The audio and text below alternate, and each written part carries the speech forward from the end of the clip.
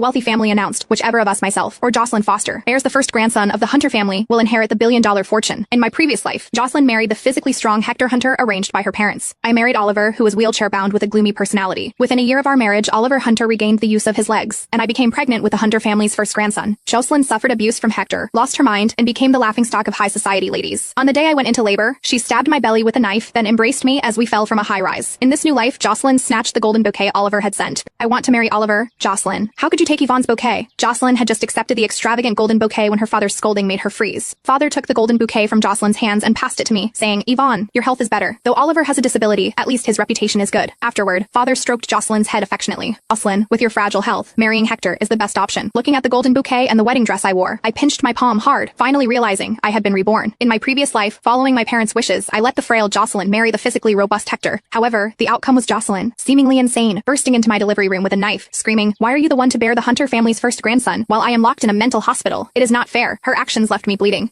As she dragged me off the high-rise, Jocelyn's voice still echoed in my ears. Yvonne, you are only fit to be beneath my feet. Just then, Jocelyn snatched back the golden bouquet, fingering the gold, threaded petals with a smirk. Dad, I don't care. I want to marry Oliver. With just that sentence, I knew Jocelyn had been reborn too. My parents, unable to persuade Jocelyn, looked at me helplessly. I understood exactly what that look meant. All my life, my test scores couldn't exceed Jocelyn's. Whatever Jocelyn wanted, I had to give up for her. Even when it came to marrying into the Hunter family and bearing the first grandson, my parents quickly arranged for Jocelyn to marry the healthy husband. If Jocelyn prefers it, we can switch. After all, the Hunter family only cares about who bears the first grandson. As usual, I calmly accepted the gardenia bouquet sent by Hector. 2 cars waited outside. One was a Rolls-Royce sent by Oliver, with a path of carpets and flowers leading to it. The other was an ordinary sports car driven by Hector's staff, simple in appearance. Before donning our veils and heading to our respective wedding cars, Jocelyn looked at my bouquet and shook her head disdainfully. Yvonne, don't say I didn't warn you. That Hector may look strong, but I've heard he is inadequate in bed. Oliver has really put in effort. The gold flowers he sent even have a unique fragrance. With that, Jocelyn seemed satisfied, inhaling deeply from the bouquet. Under everyone's envious gaze, she held her head high and strode forward. I stepped back, holding my breath. If that is the case, I wish Jocelyn gets what she desires. After safely getting into the car, I carefully examined the bouquet in my hands, only relaxing once I confirmed there were no issues. In my previous life, the golden bouquet Oliver sent was indeed extravagant. However, it nearly left me without even a burial place. Oliver from the Hunter family never wanted to marry. He had mixed perfume into that bouquet, a fragrance designed to provoke passionate reactions. He also arranged for me to be delivered to a private box, attempting to ruin my reputation, and thereby legitimately break off our engagement. All that I've been given a second chance at life. We'll see if Jocelyn can successfully avoid this trap. Just as I stepped out of the wedding car, I felt a sudden grip around my waist. A man lifted me up and quickly carried me into the bridal chamber. Laughter and teasing erupted from outside. Impressive.